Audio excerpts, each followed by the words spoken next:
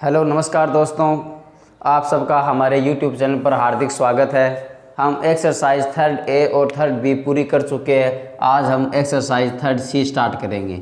इसमें देखिए क्या है कि हम दो एक्सरसाइज में हमने ये पढ़ा कि पहली एक्सरसाइज की बात करूं तो उसमें हमने सीधा कैटनरी के बारे में पढ़ा, ठीक है। और दूसरी एक्सरसाइज बी में हमने क्या किया कि इस पर कोई डब्लू बाहर लटका दिया या किसी बिंदु पी पर बाहर लटकाया तो इस पर क्या फ़र्क पड़ा, या आकृति ऐसी हो गई। अब देखिए हम इसमें पढ़ रहे हैं approximation of the common catenary, यानी कॉमन कैटनरी के सन्निकटम मान, ठीक है। कॉमन कैटनरी के सन्निकटम मान, इसका अर्थ है कि हम इसमें कोई स्पेशल केस बनाएंगे। क्या बनाएंगे? स्पेशल केस बनाएंगे। स्पेशल केस से मेरा मतलब है कि जैसे मान लीजिए अपने घरों में ये रस्सियाँ होती है, जो तन्नी होती है, उसमें हम जानते हैं कि ये बिंदु ए और ये बिंदु बी कुछ लंबी दूरी पर होते हैं, यानी उनकी मध्य दूरी बहुत ज़्यादा होती है ताकि कपड़े ज़्यादा से ज़्यादा सुखाए जाए। और हम ये भी जानते हैं जो इनके मध्य झोल होता है, यानी जो गुरुत्वाकर्षण के कारण ये जो रस्सियाँ हैं वो कितना झुकती है। हम ये सोचते हैं कि ये कम से कम झुके, ठीक है, वरना ये कपड़े नीचे लटक जाएंगे। तो इसलिए हम जानते हैं कि जो तनियाँ होते हैं उनमें झोल क्या होता है, बहुत ही कम होता है। और जैसे ये बिजली के तार होते हैं, बिजली के तार में ये क्षैतिज से खंभे बड़े बड़े होते हैं। मान लीजिए ये हमारा क्षैतिज है, इससे हम जानते हैं ये खंभे बड़े बड़े होते हैं और दो खंभों के मध्य दूरी भी बहुत ज़्यादा होती है। और ये तार इस प्रकार होते हैं, लेकिन इसमें जो गुरुत्वाकर्षण के कारण इसकी आकृति है, जो उनका झोल है वो हम जानते हैं बहुत ही कम होता है। झोल बी का मान लीजिए ये बहुत ही कम होता है ताकि तार ज़्यादा नीचे लटके न। और ये जो वाई का मान है वो वाई का मान बहुत ही ज़्यादा होता है। और ये बिंदु सी है, इस बिंदु सी के लिए हम क्या जानते हैं, इस बिंदु सी के लिए हम जानते हैं कि जब झोल कम होगा तो सी का मान बहुत ज़्यादा होगा, यानी जो निम्नतम बिंदु है इस बिंदु से धरातल की दूरी बहुत ज़्यादा होगी और झोल का मान बहुत कम होगा। और वाई का मान भी हम जानते हैं ये बहुत ज़्यादा होता है।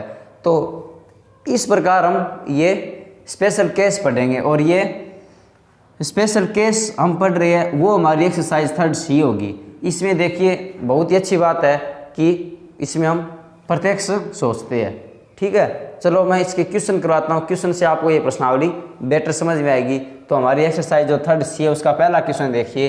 पहला क्वेश्चन ये रहा कि हमारा पहला क्वेश्चन ये है कि क्षैतिज समतल पर 150 मीटर दूरी दे रखी है। कितनी? 150 मीटर दूर दो बिंदु ए तथा बी से एक भारी एक समान 155 मीटर लंबी रस्सी लटकी हुई है। प्रदर्शित कीजिए कि इसके निम्नतम बिंदु पर जो तनाव है वो रस्सी के भार का लगभग 1.08 गुना है।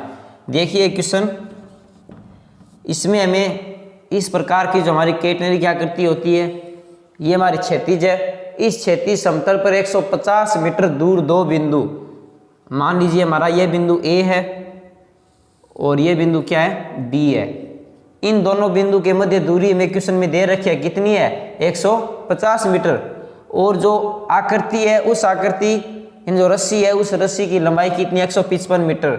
अगर ये 150 मीटर है और ये 155 मीटर है तो हम अच्छी तरह जानते हैं कि हमारा जो झोल होता है उस झोल बी की वैल्यू कितनी होगी, बहुत ही कम होगी। ये 150 मीटर लंबी रस्सी है और ये जो कोई भार के मान गुरुत्वाकर्षण के अधीन मान लीजिए ये जो आकृति हुई है कैटनरी की उसकी लंबाई कितनी, 150 मीटर। ये हमारा निम्नतम बिंदु सी। तो झोल जो बी का मान होता है ये हम जानते हैं बहुत ही अब कम होगा। बस यही क्वेश्चन के इस एक्सरसाइज थर्ड सी में होंगे। किस प्रकार कि झोल बी का मान कम दे रखा है और यहाँ पर सी की जो वैल्यू हो जाएगी वो ज़्यादा होगी, क्योंकि झोल अगर कम होगा तो सी ज़्यादा होगा, ठीक है। अब कह रहा है कि प्रदर्शित कीजिए इसके निम्नतम बिंदु पर तनाव। यहाँ पर जो निम्नतम बिंदु यानी सी पर तनाव क्या होता है, WC। उस तनाव और रस्सी के भार का लगभग 1.08 गुना है। यानी हमें यह सिद्ध करना है कि निम्नतम बिंदु पर जो तनाव T0 होता है वो W इंटू 1.08 यानी 1.08 इसके बराबर होता है। रस्सी का भार W मान लिया। चलो हम इस क्वेश्चन को स्टार्ट करते हैं। सर्वप्रथम क्या करेंगे, हम जानते हैं एकांक लंबाई का भार क्या होता है, W। तो W एकांक लंबाई का भार क्या हो जाएगा, W एकांक लंबाई का भार क्या हो जाएगा, W/L।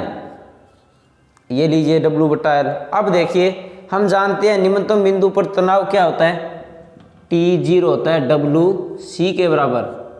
तो हमें यहाँ से C की वैल्यू निकालनी है, जो कि हमें कितनी डालनी है, 1.08। चलो मेरे पास क्या है, एक तो S की वैल्यू है, S की वैल्यू कितनी है, 155 मीटर। और हमारे जो A B हम इसे x मानते हैं, इसे x मानते हैं, उस 2x किसके बराबर है, 150 मीटर। और ये जो y होती है वो B + C के बराबर हो जाएगी। ये इतना हमारा क्या है, क्वेश्चन है। तो देखिए हम जानते हैं फॉर्मूला, जिसमें क्या होता है, S = C sin hyperbolic x/c। अब मैं ये फॉर्मूला क्यों यूज में ले रहा हूँ, हमारे पास S की वैल्यू है, x की वैल्यू है, C की वैल्यू हमें निकालनी है। तो देखिए S = C sine hyperbolic x/c। इसका देखिए मैं प्रसार करता हूँ, इसका प्रसार क्या होगा, x/c प्लस 1/3 फैक्टोरियल x/c की क्यूब प्लस 1/5 फैक्टोरियल x/c की घात 5 डैश डैश। ये क्या होता है, साइन हाइपरबोलिक का प्रसार होता है। साइन हाइपरबोलिक का प्रसार आप इधर लिख लीजिए, क्या होगा, साइन हाइपरबोलिक x का प्रसार ये होता है x प्लस 1/3 फैक्टोरियल x की क्यूब प्लस 1/5 फैक्टोरियल x की घात 5 प्लस डैश डैश, ये होता है। अब देखिए हमारी एक्सरसाइज जो 3rd C है, वो approximation of the common catenary. इसमें हमें अब क्वेश्चन पर विचार करना होगा, यही प्रश्नावली क्या है, ये सबसे अलग है। तो देखिए हम जानते हैं कि C की वैल्यू क्या है, बहुत बड़ी है, यानी C क्या है, बड़ा है। और यहाँ पर B क्या है, अल्प है। क्यों, ये 150 मीटर है, ये 155 मीटर है, ये तो क्वेश्चन में हमें दे ही रखा है। तो यहाँ पर C की घात 5 जो कि x की घात 5 के भाग में है, तो ये बहुत छोटी हो जाएगी। C की वैल्यू बहुत बड़ी है और इसकी भी घात 5 होगी, जो इसके भाग में लगाएंगे तो हम इस पद को क्या मानेंगे, नगण्य मानेंगे। S = C x/c plus 1/3 factorial कितना होता है, 6 x की घात 3 C की घात 3। इस पद को मैंने क्या मान लिया, नगण्य मान लिया। अब देखिए यहाँ पर S बराबर, ये C से C कैंसिल हो जाएगा, x प्लस 1/6 x की घात 3/c²। एक C से C³ से कैंसिल हो गया। अब देखिए S - x बराबर क्या आ गया, 1/6 x की घात 3/c²। हमें किसकी वैल्यू चाहिए, हमें C की वैल्यू चाहिए।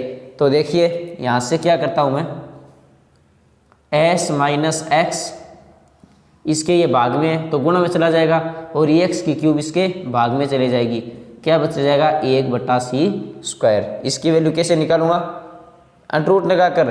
तो यहाँ से 1/c बराबर क्या आ गया,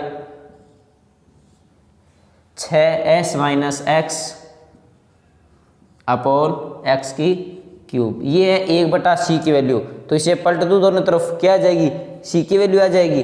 देखिए ये हमारे पास 1/c की वैल्यू है, तो c की वैल्यू क्या आ जाएगी, x की घात 3/6s - x। अब हम ये बिंदु B पर चर्चा कर रहे हैं, इसके लिए हम जानते हैं x की वैल्यू क्या हो जाएगी। अब देखिए x कितना है, 150/2 यानी 75। ये 150/2 ये x की वैल्यू है, क्योंकि 2x की वैल्यू कितनी थी 2x की वैल्यू थी हमारे पास 150, तो x की वैल्यू कितनी बचेगी, 75 मीटर। और हम बिंदु B पर जो S मान रही है वो यहाँ से दूरी होती है, और ये पूरी दूरी कितनी है, 155। तो यहाँ से S की वैल्यू क्या आएगी, 155/2। ठीक है, तो यहाँ पर रखिए जी, C = √x की क्यूब, यानी x कितना है, 150/2 75, तो 75 की cube upon 6 minus x, S के 155/2 माइनस एक्स के 150/2। ठीक है जी। सी बराबर देखिए 75 की क्यूब बटा 6 इंटू 2 लोग तुम आ गया 155 में से 150 गए, कितने बचे 5/2, तो रूट 75 की क्यूब अपॉन 6 को 2 में भाग दिया 3 को 5 से गुणा कराया 15, तो इसको मैं ऐसे लिख सकता हूँ 75 रूट 75/15। ठीक है, तो ये 15 पंजो 75, 5 बार कैंसिल हो गया, मतलब 75 रूट 5। तो सी की वैल्यू हमारे पास कितनी आ गई 75 रूट 5। और रूट 5 की वैल्यू कितनी होती है, लगभग 2.236। ये हमारे पास सी की वैल्यू आ गई 75 रूट 5, यानी 75 गुणा 2.236। ये आ गई जी सी की वैल्यू। अब हमें क्या चाहिए, प्रदर्शित कीजिए कि इसके निम्नतम बिंदु पर तनाव T0। तो T0 देखिए W, ये क्या होगा, W एक आंक लंबाई का भार W/L इंटू सी के 75 गुणा 2.236। तो T0 बराबर क्या आ जाएगा, W/L। L क्या है, डोरी की लंबाई जो कि 155 मीटर है, ये लीजिए 155 गुणा ये कितना है 75 इंटू 2.236। तो T0 बराबर ये 5 से कैंसिल कर दो 15 और ये 31, तो 15 को 2.236 से गुणा कराओ और 31 का भाग लगाएंगे तो क्या आएगा, ये W गुणा में है इंटू आएगा 1.08। आप करके देख लो। और यही हमें क्या करना है, सिद्ध करना है कि 1.08 इंटू W तनाव के बराबर होता है। ठीक है, हमारे दोबारा बता रहा हूँ कि इस क्वेश्चन में क्या करना है। अगर क्वेश्चन में दे रखा है बी अल्प है, तो जो हमारा जो प्रसार कर रही है उसमें अगर सी की घात बट्टा में आ रही है, मान लीजिए 5 है, तो हम जानते हैं कि ये पद नगण्य हो जाएगा। इस प्रकार हमें कुछ नगण्य मानकर छोड़ना पड़ेगा ताकि ये क्वेश्चन आसान रहेंगे हमारे लिए। पहला क्वेश्चन हो गया। अब दूसरा क्वेश्चन देखिए, जो कि बड़े ही क्वेश्चन, सारे क्वेश्चन इजी है, आराम से हो जाएंगे। बस हमें इस क्वेश्चन में थोड़ा अपनी तरफ से सोचना है कि सी बड़ा है तो क्या होगा, बी अल्प है तो क्या होगा, अगर बी बड़ा हो सी छोटा हो तो क्या होगा। ठीक है, वो हमें क्वेश्चन बताएगा कि इसमें बी बड़ा है सी छोटा है या कुछ है। ठीक है, दूसरा क्वेश्चन देखिए। अब हमारा दूसरा क्वेश्चन देखिए कि एल लंबाई का एक टेलीग्राफ तार, अब क्वेश्चन में दे दिया ना टेलीग्राफ तार, ठीक है, समान ऊंचाई के ए दूरी के 2 खंभों के मध्य लटका हुआ है जो तार है। ठीक है, अब जिसका झोल b है और प्रदर्शित कीजिए L माइनस ए बराबर 8b² है, और ये क्या दे रखा है लगभग। एक बात आप ये याद रखिए, इस हमारी जो एक्सरसाइज जो 3rd C है, इसमें पहले क्वेश्चन में भी लगभग था, इस क्वेश्चन में भी लगभग है, तो इसमें एक तो लगभग आपको सब मिल जाएगा और ये हिंट दे दी जाएगी। तो देखिए सॉल्यूशन देखिए इसका कि L लंबाई, तार की पूरी लंबाई L है और 2 खंभों के मध्य दूरी कितनी है A, मतलब हमारा जो कैटेनरी का वक्र है वो ये बिंदु A है, जो कि टेलीग्राफ तार यानी जो खंभे है इनके मध्य ये क्षैतिज से इस प्रकार गड़े हुए। ये दूरी हमारे पास a/2 और ये a/2, क्योंकि कुल दूरी कितनी है a है। ये तार इस प्रकार मान लीजिए लटके हुए है, और अब हम जानते हैं कि तार अगर लटका रहे हैं तो झोल हमें कम रखना होगा। ये बात हम क्वेश्चन में नहीं देगा, हमें खुद सोचनी है। और ये निम्नतम बिंदु C है जिसकी वैल्यू ज़्यादा होगी, और ये y के लिए क्या आ जाएगा B+C। ठीक है, इतना हमारा क्वेश्चन है। हमें ये लाना है L माइनस ए बराबर 8b²/3 है। अब देखिए सबसे पहले में ये हमारे पास क्या है, ये लंबाई L है तो ये कितनी हो जाएगी L/2 और ये L/2। हमारे पास बिंदु B के लिए चर्चा करूं तो L है, X है और C हमें ज्ञात कर लेंगे। तो देखिए S बराबर क्या होता है C साइन हाइपरबोलिक X/C। तो बिंदु B के लिए S क्या है L/2, ठीक है, बराबर C क्या है C हमारे पास नहीं है तो C की जगह C sine hyperbolic x upon C का प्रसार देखिए, x बटा सी प्लस 1/3 फैक्टोरियल x बटा सी की क्यूब प्लस 1/5 फैक्टोरियल x बटा सी की घात 5 प्लस डैश डैश। ठीक है, तो देखिए l बटा 2 बराबर ये c। अब इस पद को मैं नगण्य मानूंगा, क्यों? c बड़ा है और c की घात भी कितनी है? 5 का, c की घात 5 का भाग लग रहा है, मतलब ये पद बहुत छोटा होगा, फिर इस पद को मैं नगण्य मान रहा हूँ। तो देखिए l बटा 2 बराबर c x बटा सी प्लस 1/6 x की घात 3 अपॉन सी की घात 3। ठीक है, अब देखिए l बटा 2 बराबर c से c कैंसिल हो गया, क्या बच गया? x कितना है बिंदु b के लिए? a बटा 2, ये होता है x जो कि a बटा 2 के बराबर है। तो a बटा 2 प्लस c, एक c कैंसिल हो जाएगा, 1/6 x की घात 3 अपॉन सी स्क्वायर। हमें क्या चाहिए? l माइनस a, तो l बटा 2 माइनस a बटा 2 बराबर क्या आ गया? 1/6 x की घात 3 सी स्क्वायर। मैं इसमें 2 का गुणा कराता हूँ दोनों तरफ ताकि ये 2 कैंसिल हो जाए। तो l माइनस a बराबर 2 से यहीं पर भी गुणा कराऊंगा तो क्या बच गया? 1/3 बच गया, x की घात 3 अपॉन सी स्क्वायर। ठीक है, अब देखिए हम l माइनस a ये आ गया जो कि x की क्यूब अपॉन 3c स्क्वायर के बराबर है। ये आ तो गया, लेकिन हमें क्या चाहिए? 8b की स्क्वायर अपॉन 3a चाहिए। अब देखिए हमें कैसे लाऊंगा। ठीक है, तो हमें यहाँ से पहले तो c नहीं है, c की वैल्यू लानी होगी। तो देखिए मैं c की वैल्यू कैसे लाऊंगा। यहाँ पर x का मान रख देता हूँ, l माइनस a बराबर x क्या है? a बटा 2 की क्यूब, a की क्यूब बटा 2 की क्यूब, 2 की क्यूब कितनी होती है? 8 इंटू ये कितने हैं? 3c square. तो l माइनस a बराबर क्या आ गया? a की क्यूब बटा 8 3 24c स्क्वायर। मुझे a ही नहीं चाहिए, c भी नहीं चाहिए, मुझे क्या चाहिए? a और b, मतलब c नहीं चाहिए, a चाहिए। तो अब देखिए मैं इस क्वेश्चन में क्या करता हूँ, मुझे चाहिए c हटाना है। तो c को हटाने के लिए मेरे पास y स्क्वायर बराबर c square plus s square, ये फॉर्मूला है। क्यों? मेरे पास y की वैल्यू है b प्लस c, वहाँ से c कैंसिल हो जाएगा और s की वैल्यू भी है। तो देखिए मैं लगाता हूँ बिंदु b पर y क्या होगा? b प्लस c का होल स्क्वायर बराबर c स्क्वायर प्लस s क्या है? l बटा 2 का होल स्क्वायर। तो इसका होल स्क्वायर खोलेंगे, b square plus c square plus 2bc बराबर c square plus l square बटा 4।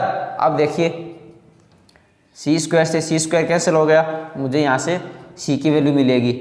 तो 2bc बराबर क्या आ गया? l स्क्वायर बटा 4, ये माइनस में b स्क्वायर। तो यहाँ से c क्या मिल गया? l स्क्वायर बटा 4 माइनस b स्क्वायर बटा 2b।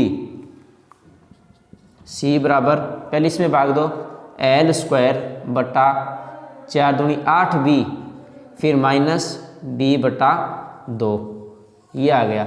अब देखिए इस क्वेश्चन में सोचिए b क्या है? बहुत ही अल्प है, क्योंकि ये बिजली के तार है, तो बिजली के तार में ज़्यादा जोल तो होगा नहीं।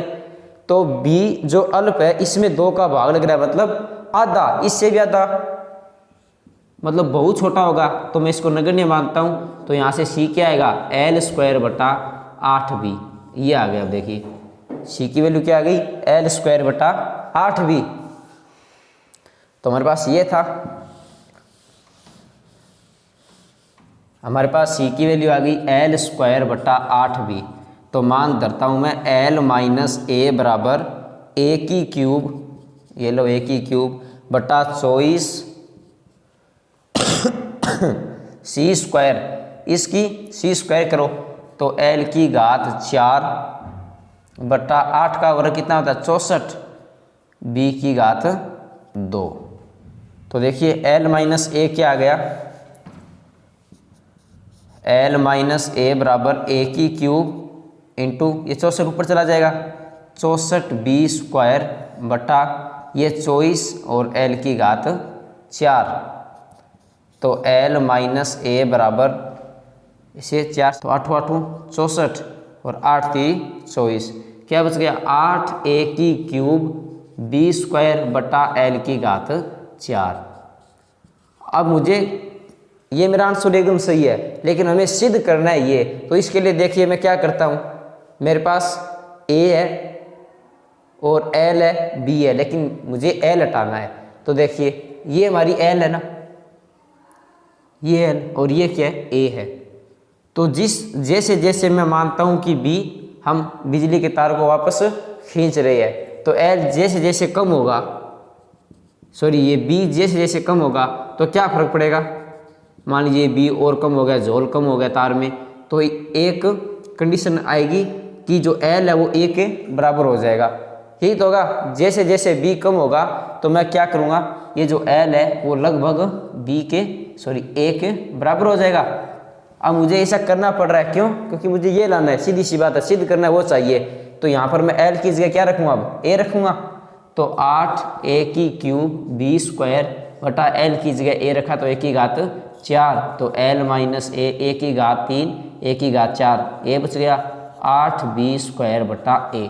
यही मुझे लाना है, सॉरी यहाँ पर नीचे 3 और है ना, ये देखिए 3, यही मुझे लाना है, 8b स्क्वायर बटा 3 है। ठीक है, इस प्रकार ये जो हमारी एक्सरसाइज थर्ड सी है, इसमें हमेशा खुद को सोचना है कि बी अल्प होगा तो क्या फर्क पड़ेगा, सी ज़्यादा है तो क्वेश्चन को किस प्रकार करेंगे। ठीक है,